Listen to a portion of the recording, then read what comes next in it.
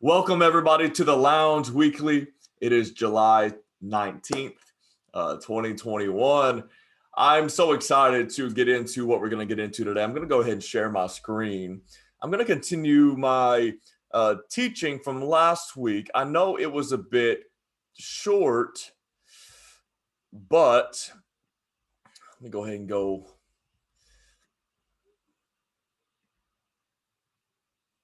All right. I know it was a bit short last week.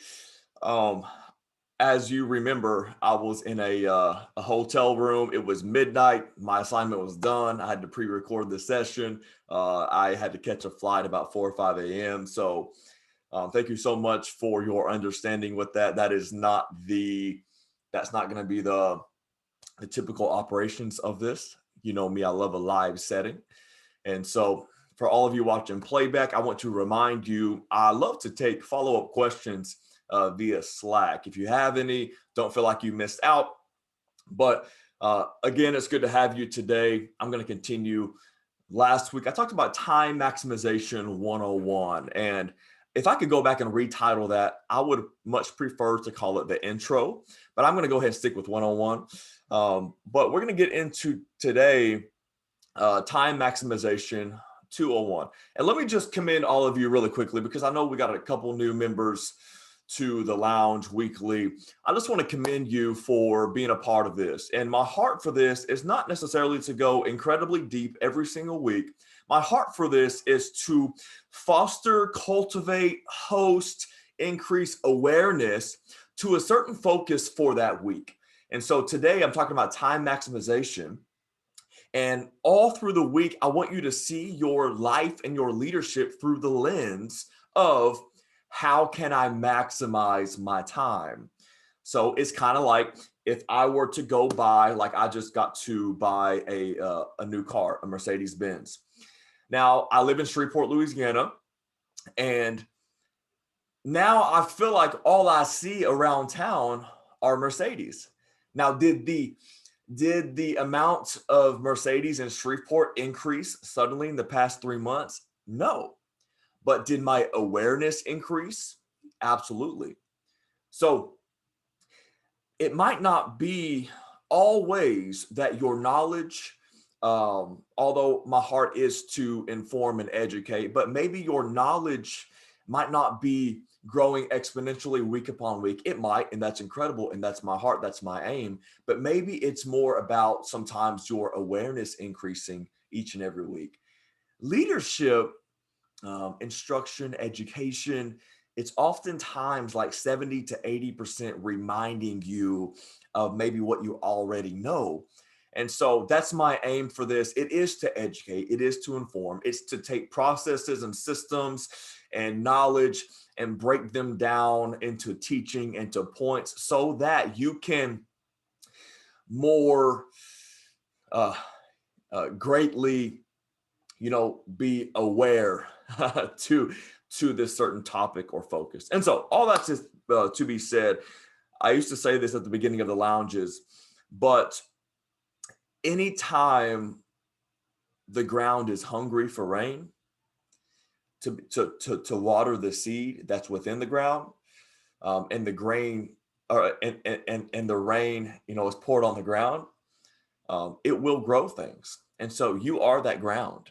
You have seed within you that I believe the Lord, I'm a Christian, I believe the Lord has put in you. And all that I pray that this is a watering of that seed, and the things will grow within you. You will become a better leader because you are investing in yourself, in your own ground. You are your greatest asset at the end of the day, investing in yourself. Now, do we invest in ourselves because we want to be known? We want our name and lights. We want to just make more money? No. You know me, I have the 5 why, model. Ask yourself consistently, why? Why do I want to do this? Why do I want to grow? Why do I want to do it? And I guarantee you, all of you on this call, it will get down to a place of heart, of mission, of true motive, that you want things like legacy and impact, and you want to help people, you want to serve people. So I commend you today. Let's all give ourselves a hand for being a part of the Lounge. Great job, whether it's here or elsewhere. I know there are many other programs, etc., but I'm honored that you would join this one. Okay, let's get into the content today. Time Maximization 201. Let's all take a coffee break. Lord knows we need it. Okay, Time Maximization 201. I am excited. As you know, this is one of my favorite topics to speak of. I am a time maximization coach. It's what I do. I feel like it's who I am. I believe in maximizing your time, not just managing your time. Now, let me go ahead and give a full disclaimer on the phrase time management. I believe in time management. I believe if you truly manage your time, you do maximize your time. So I'm not hating on the terminology time management. Okay. Matter of fact, I love this book, Time Management Magic by Lee Cockerell. It's a really good book. One of my clients just went through it. I encourage you to look into it to get it. If you join my time maximization program, which is entitled The Executive Reset, we will go through this together. I will buy this book for you if you join that program. That's a different thing. But I got really intrigued by the word, maximization. I love the thought of maximizing.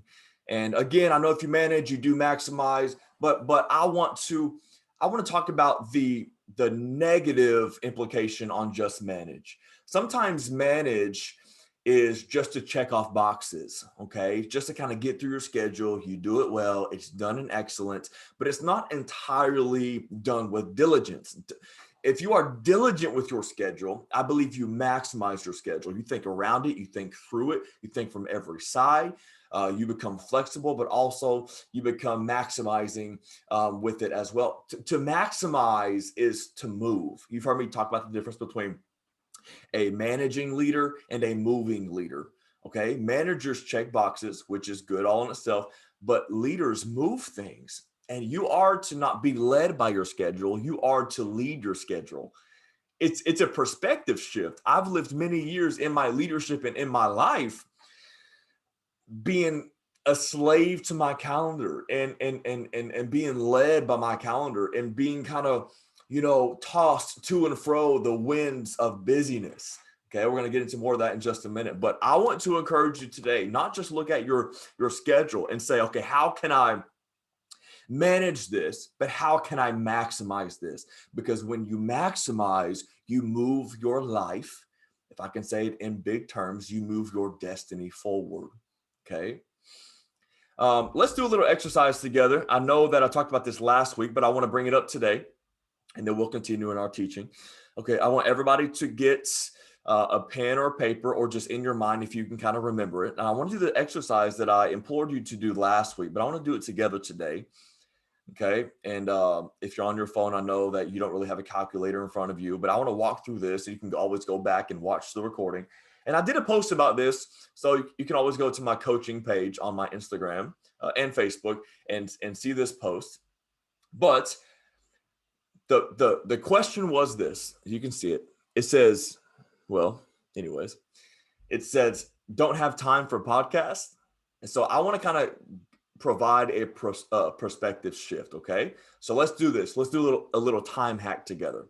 So if you say, I don't have time for podcasts, in other words, to invest in myself and grow, or it can be books. It can translate. This is just an analogy. This is just an example to many other areas. Okay. So the step number one that we're going to do together is I want you to calculate your commute to work to and fro in minutes.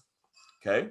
Calculate your commute to and fro work in minutes. So for me, let's say it's a little over 20 minutes, or sorry, a little over 40 minutes to and fro. That's for me.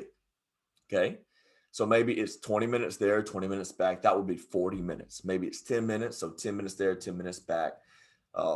In other words, a daily drive that you do, the 5 days a week, however it translates. Let's just go with that. That's a typical model. Okay. So for me, it's around 40 something minutes. That's step number one. In minutes, calculate that, or just type that in. Step number two, now multiply that number by 5. Okay. Multiply that number by 5. So whether it's 20, 40, 60, 120 minutes, whatever it is, that number in minutes, multiply that number by 5 and hold that thought. Next, now multiply that number by 48, representing the 48 weeks of a typical work year. Okay, we roughly get around 4 weeks, give or take, off throughout the year-ish. Let's just go with the 48. Okay, so you've gotten your minutes to and fro work total, like add those up, multiply that by 5. Now multiply that by 48. Okay, hold that number. Now divide that number, divide it by 60. Okay, representing 60 minutes. Divide that number by 60. And that number right there, it should be between 150, 300, that your total number ish. Okay. That is the amount of hours every single year you have to listen to podcasts. Mine's around 200 hours a year. So I could dismiss my drive time and not maximize it. And I could say, I don't have any time to listen to podcasts. I don't have time. And I think that I can make a standard excuse that is somewhat justifiable from the outside looking in. I could say, I don't have any time, but if I actually look, I have a drive time, right? Let me just be real. You all go to the bathroom. Okay. You have some time, right? So my point is, I have around 200 hours a year. Now, I know some days we just need to vibe out. We need some music. We need some worship. We need just bump lo-fi. We need silence. I understand that. My point is, we do have more time than we think that we do. Okay. So awesome. Okay. So the number one excuse that I hear oftentimes is I don't have time. Now, I have seen a few exceptions of that being true if that person has already maximized their time. Now, me, I can say that because I'm passionate about this. I have chosen not to have any more time to give. That's why I can't do weekly meetings with the same person. That's why I can't, be consistently available. It's not because I don't love that person or I want to invest in that person. It's just because if I meet with this one person every single week, then I have to cancel 2 or 3 other things, right? So unless you want to give this other person a call and cancel that meeting, I can't do it, right? And so although my heart is to do it, but the thing that we all have in common, every human right now, every successful human that you know of, even in history, we have all had the exact amount of time, the exact same amount of time, right? Any success, 24 hours, period. So it's about what you do in that allotted time, in the 24 hours, okay? So I just want to help us think outside of this excuse that I don't have time. Maybe you do. Maybe you just don't know how to manage your time. Maybe it's not that you don't have time. Maybe it's that you don't have a system and or discipline in that time. Okay.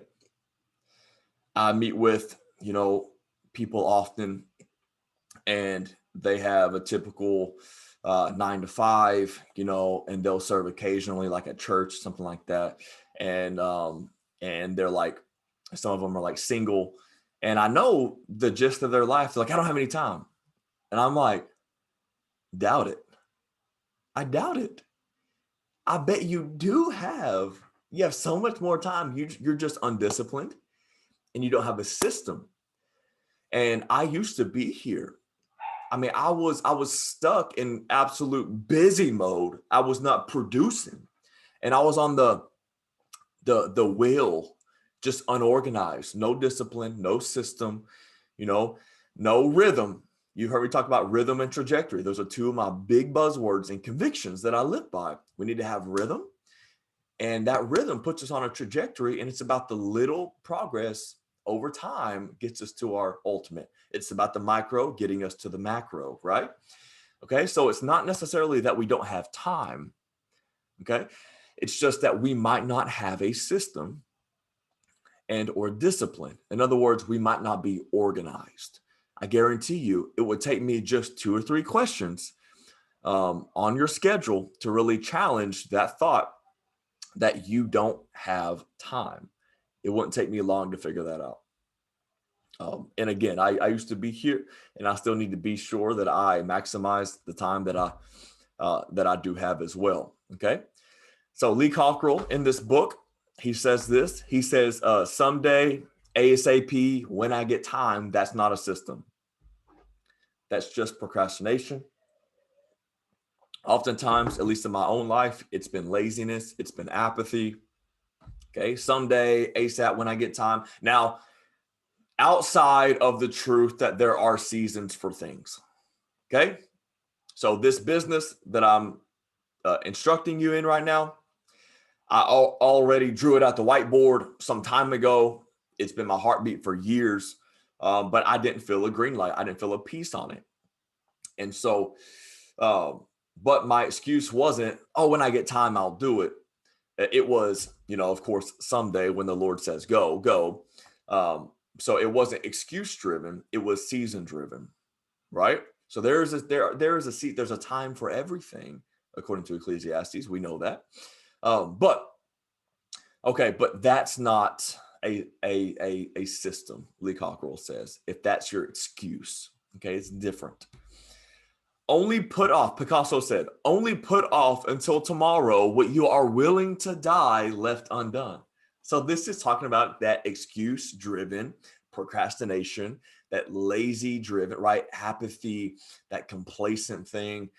So in other words, if you have a dream in your heart right now, if you have, if you know that you need to make a certain move right now in your life and you're saying, oh, someday I'll get to it, I'll put it off until tomorrow. Picasso is saying, only put what, you're willing to die, having left undone, only put that to tomorrow. If you are okay with one day laying down in your deathbed thinking, it's all good, I didn't do that. Or will you be in that place thinking, I should have went for it. I knew I should have went for it, right? There was a study done, and they asked older people in their deathbeds, what are some things that they wish they would have done differently? And there were 2 big prevailing replies. One was, I wished that I would have reflected more. Reflected, celebrating the wins. And my verbiage being Christian, thanking God more for what I have, what he's gifted me with. But secondly, this one really stuck out to me. They said, I wished that I would have taken more risks. What a powerful thought, right? I wish I would have taken more risk. Now we have a little saying. We have a little saying around our family and in a ministry I was a part of, that what looks like a risk to us is really just obedience to God. So I don't want to get to my deathbed. I know it's a little morbid, but follow me. I know it's like 8 a.m. A lot of us watching this, but I don't want to get there and be like, I wish that I would have actually been obedient. What could have been? Let us not be there. I wonder what could have been. Come on, let's live according to legacy. Let's live setting things up for our children's children, right? Future generations. Okay, because that's really what this is about. This is about big picture. It's not just about you incorporating that discipline today so that you can be inspirational and because you're disciplined. No, it's all for the big. It's all for the years ahead. It's for great impact. That's why we do what we do. There needs to be a mission on everything that we do. Our micro has a mission, right? If you get anything out of today, write that down. Our micro, the little moves, the little adjustments, the tweaks here and there, the 1% better, right? Our micro has a mission. Okay, amen. Okay, Lee Cockrell in this book also said, it's never too late to get better. All ages, all seasons, all walks of life watching this, it's never too late to get better. Period. It is never too late to get better. Okay. He also said this, as you can see, I'm really liking this book. He says, the quality of your life is directly affected by how and where you spend your time. So this is a leadership call. Leaders must first lead themselves. So we must be very diligent and intentional about the quality of our own life, because all of our leadership flows from our life, right? Who we are, our character. So you could say the quality of your leadership is directly affected about the quality, from the quality of your life, so that the quality of your life is directly affected by how and where you spend your time. So everything flows from the quality of your life, right? Okay, that's good. One thing we all have the same of, it is time, Time, time. And there is, I think it's a book by Henry Cloud, Boundaries for Leaders, I believe. And he talks about being, I forget the word that he uses, but essentially wildly in charge. You are in charge of your life more than you know you are. Of course, full disclaimer, don't email me. We know the Lord's in control. Okay. But you are in charge. You are held responsible about the intentionality and the discipline of your life. The Lord's not just going to give you discipline, right? You have to make the moves. You have to be intentional. And so you are wildly in charge. A lot of us succumb to the pressures of others' expectations and etc. But you got so much more time than you might think you do, or you are so much more in charge than you think that you are. But we give away the power in somebody else's hands to control our lives. So you can have boundaries. That's a good book as well, Boundaries for Leaders by Dr. Henry Cloud. Okay. Time is your most valuable asset. You can't really buy more of it. You can, to some extent, if you delegate, you can have more time back, but you can't buy more than 24 hours in a day. It is your most valuable asset, period. Okay. 4 simple ways. Okay. 4 more things today. We're 23 minutes in. 4 simple ways to maximize your time today. So I'm going to give you some practicals. And then next week, I'm going to show you a little excerpt of what I do for my clients is, and I'm not trying to pitch this program, I'm just letting you know what I do. Like right now, this is called a 30-day reset. And I've written this guy's schedule, even the exact podcast episode that he needs to listen to. I've made the links, the links clickable. But I lay out in detail his entire day for him. I won't show you too much. I'll wait for next week to show you that. But every single minute for him is scheduled. Now that sounds intense, blah, blah, blah. That's why it's basically a 30-day boot camp I put you through. And if you end that 30 days with a new rhythm in your life that gets you closer to your purpose, then I've succeeded as a coach. Okay. But I'm going to give you 4 simple ways today, just 4 things like homework assignment almost, to maximize your time today. Okay. Really simple stuff. Number 1, acknowledge the excuse. Acknowledge the excuse. Let's just admit it together that it's probably an excuse when we say we don't have enough time, more than likely. Okay. I guarantee you, I can find over an hour a day in your schedule of just fluff. Okay. So acknowledge the excuse. That's the most important thing. Number 2, like I just said a second ago, identify the fluff. What's fluffy? What is extra? When are you just sitting around on social media? Is it unintentional? Your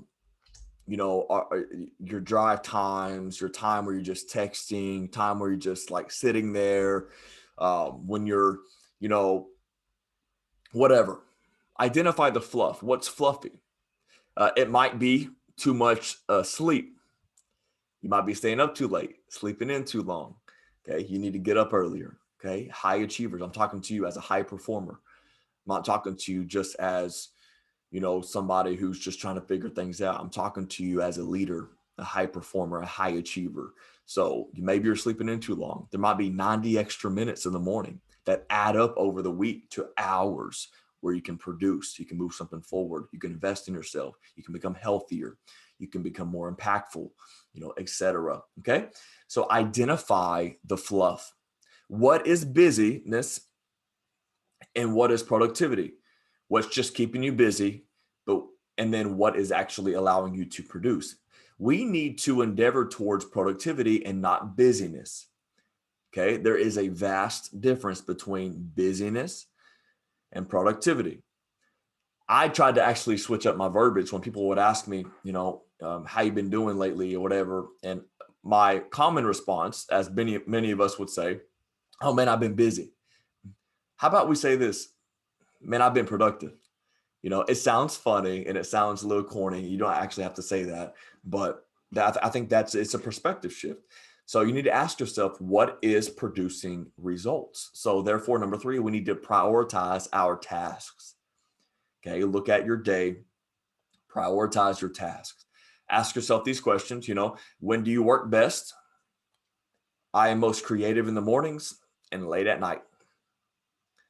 For me, when do you work best? When are you most inspired? If I get up early, man, and I feel like I've beaten the sun up. I've beaten the world up, or the US at least. I'm really inspired, right? When are you most inspired? What do you need to get done? What is pressing? What is hanging out, an unclosed file in your subconscious that is wearing out your soul? What do you need to get done? What is making you anxious? Just knock that thing out, man. What is that thorn in your side? Knock it out. Set time aside to knock it out. And then what is producing results? What is actually moving that thing forward? Because after a couple months, if you've just managed a bunch of things and you just kept yourself busy, haven't moved anything forward, that's not being very diligent within your leadership. Okay. So prioritize your tasks, make a list. What is important? What's making me anxious? Acknowledge and really examine when are you most productive, etc. Those type of questions. Okay. And last one, get accountability. So it's so important as a leader, especially with your time management. This is one of the greatest perks, I believe, of one of my programs is that I am on your case as one of my clients. I'm texting, voice memoing, because I've written your schedule. So I know exactly where you should be, when you should be there. And so I'm like, hey, how was your study time this morning? Oh, I didn't get a chance to get to it. Well, why? If you just work the plan will work, right? So we all need accountability. That's my point. So reach out, get a friend, even somebody within, the lounge, or just somebody in your community, in your tribe. Reach out to them. Okay. That is the last point for the day. Do I have any questions? I know we're running just a little bit longer than typical. So any questions today whatsoever? If not, no big deal. Again, you can freely ask them on the Slack channel. I want that to be a resource. Okay. I don't want it just to be a place I send the link to. Thank you for all of you that interact on that. This is to host community as well. We need community as leaders. What I didn't realize in leadership when I got into vocational leadership at the age of 19, what I didn't realize was how lonely it could easily be. It doesn't have to be, but how it could easily be lonely in leadership.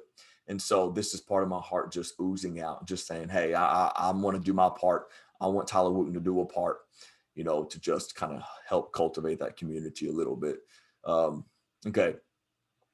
No questions. Awesome, guys. Well, I love you dearly. I want to give you just a few quick announcements. Of course, I have more stuff on my website, more resources for you. I built them for you. Okay. A lot of this stuff I've built from my own personal needs in seasons past. So if you actually look at my 4 things that I provide in my company, these are 4 things that I've personally needed. And I just want to be that for others. Of course, I have an Instagram, TW Coaching, and I have some exciting things. We just launched Hustle. We have a headquarters in McKinney. You might have seen me post about this. This is for entrepreneurs and business owners specifically. You have to have an EIN to be a part of this. But this gives you the Slack community. This gives you one-on-one coaching from what we call the Hustle Pro. This allows you to get weekly coaching, access to the HQ back in McKinney, access to our masterminds. I'm talking about very successful leaders and business owners. I mean, just between the 5 or 6 founders that we have, I mean, multi-million dollar businesses in profit. Okay. Very successful men. I kind of handle the leadership wing of it all, but these guys that I'm on the team with, very successful guys. And of course, this hustlers thing that I'm talking about now, of course, there are men and women, entrepreneurs, business owners, leaders, a part of that. But again, you have to have an EIN, which basically you have to have an established business to be a part of this. But this is an incredible resource. If you reached out to these coaches individually, other than me, it would be quite a bit more in ticket price to get coaching from them. But because we've got part of a license with each one of these guys, with their philosophies and with their teachings, with their coaching, we've made this extremely affordable. We are now at the $197 a month number. When it comes to all of what I talked about, getting access to all the resources. That's another thing I didn't mention, all the resources. Anyways, an incredible opportunity. And so if you have room in your business to make it a business expense to get that intense, incredible coaching, this is all the leadership stuff you're going to get, but all the business, how to build, how to scale, how to sell, if you want, all that type of stuff is going to come from you joining what we call Hustlers. Okay, so you see down below, hustlehq.com/hustlers. You can see more what we resource to you on there. But I want to encourage you to look into that because it's absolutely incredible. Family, we love you so much. And I cannot wait to get into 301. It's going to be incredibly just helpful, I believe, to us all. And until then, have a productive, impactful, and blessed week. Love you, family.